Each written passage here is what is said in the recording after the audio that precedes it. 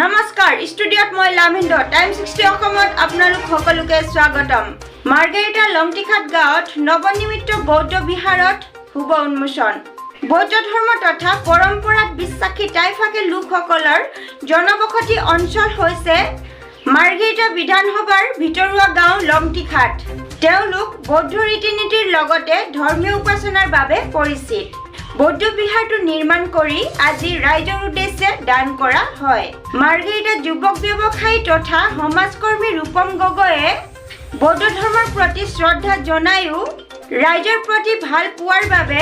নিজৰ পুঁজিয়ে বৌদ্ধ বিহাৰৰ মণিকূট ভাগ নিৰ্মাণ দিয়ে উক্ত অনুষ্ঠানত মাৰ্গেৰিটা যুৱক ব্যৱসায়ী তথা সমাজকৰ্মী ৰূপম গগৈয়ে মাৰ্গেৰিটাৰ বিভিন্ন প্ৰান্তৰ লোকসকলৰ লগতে মাৰ্গেৰিটা বৌদ্ধ ধৰ্মাৱলম্বী লোকসকল উপস্থিত থাকে চাওক আমাৰ এক প্ৰতিবেদন ইমান দিনে আমি আৰম্ভ কৰিছিলোঁ আমাৰ বুদ্ধ মন্দিৰ আমি কৰিব পৰা নাই আমাৰ মাজত আমাৰ অতি শ্ৰদ্ধাৰ অতি মৰমৰ দাদা আমাৰ মাজত উপস্থিত হৈ আমাক উপকৃত কৰি আমাৰ যিটো প্লাংফ্ৰা যিটো মণিকূট স্থাপন কৰি দিলে তেখেতক আমি অশেষ ধন্যবাদ জ্ঞাপন কৰিছোঁ আৰু আমাৰ ভাষা ক'বলৈ নাই যে তেখেতক আমি কেনেদৰে ধন্যবাদ জ্ঞাপন কৰিম আমি ইমান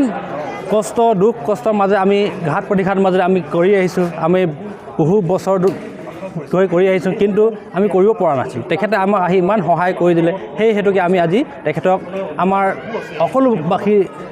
ৰাইজে তেখেতক আমাৰ মৰমৰ ৰূপম গগৈ ডাঙৰীয়াক শ্ৰদ্ধাৰে হাতযোৰ কৰি নমস্কাৰ কৰি আমি ধন্যবাদ জ্ঞাপন কৰিছোঁ নমস্কাৰ বিশেষ মানে মই এইখন গাঁৱত এজন ল'ৰা হতুৱাই মই এইফালে আহিছিলোঁ ক'লে যে গাঁৱৰ ৰাইজে আপোনাক মাতিছিলে এবাৰ তো ধৰক এবাৰ গাঁওখনত গৈ আহিলে ভাল হয় তো ঠিক তেনেকৈ আজিৰ পৰা প্ৰায় ধৰক 10 মাহৰ আগতে মই এইখন গাঁৱত আহিছিলোঁ আৰু প্ৰতিশ্ৰুতি দিছিলোঁ যে ধৰক প্লাংফ্ৰা যোনটো আমাৰ অসমীয়া শব্দত মণিকূট সেইটো বনাই দিম বুলি কৈছিলোঁ আৰু এই প্ৰথম আছিলে যে এই টিংখিনি লগাই দিম বুলি তাৰপিছত যিহেতু এই গাঁৱৰ আমাৰ বৃদ্ধ আইতা ককাসকলৰ এটা আশা আছিলে আজিৰ পৰা নাই কমেও আপোনাৰ 4 বছৰৰ আগত তাৰপিছত যেতিয়া সেই আইতাসকলৰ মই কথা আইতা ককাসকলৰ যেতিয়া কথা শুনিলোঁ তো মোৰ মনলৈ এটাই কথা আহিলে যে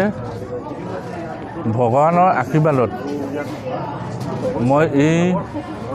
মণিকূটটো প্লাংফ্ৰা যোনটো কয় আমাৰ টাই ভাষাত তো সেই প্লাংফ্ৰাটো মই সম্পূৰ্ণ কৰিম বুলি তাৰ ভিতৰতে ধৰক মোৰ 9-10 মাহৰ আগতে যোনটো কথা কৈছিলোঁ যে ধৰক মই বনাই দিম বুলি তো বিশেষ কাৰণত মানে মোৰ ছোৱালীজনী অসুস্থ হোৱাৰ কাৰণে কামটো অলপ পলম হ'ল যিহেতু আজি 1.5 মাহৰ ভিতৰত আমি এই মণিকূটটো প্লাংফ্ৰাটো বনাই সম্পূৰ্ণ কৰিলোঁ আৰু এই বনোৱা ক্ষেত্ৰত সকলো গাঁওবাসী ৰাইজৰ সহযোগিতাত সুন্দৰভাৱে বনোৱা হৈছে আৰু বিশেষকৈ আজি আমাৰ MLA মহোদয় ছাৰ ভাস্কৰ শৰ্মা ডাঙৰীয়া ইয়াত উপস্থিত হোৱা কথা আছিলে কিন্তু বিশেষ কাৰণ বুলি নহয় তেখেতে আজি ধৰক যিখিনি বানপীড়িত লোক আছে আজিৰ পৰা তেখেতে মেডিকেল কেম্প ষ্টাৰ্ট কৰিছে আৰু তেখেতে প্ৰত্যেকৰ ঘৰে ঘৰে গৈ ধুনীয়াকৈ নিজে খবৰ লৈ যে কি সুবিধা অসুবিধা হৈছে তেখেতে ধুনীয়াকৈ নিজে সেই গাঁও অঞ্চলত গৈ পিনে নিজে সোধপোছ কৰিছে আৰু যাতে কোনো পৰিয়ালে কষ্ট নাপায় এই বানপীড়িত লোকসকলে কেতিয়াও যাতে কষ্ট নাপায় এই কষ্টৰ সময়ছোৱাত তেখেতৰ কাৰণেও বহুত বহুত ধন্যবাদ জনাইছোঁ নিউজ টেক্স ৰিপৰ্ট টাইম 60 অসম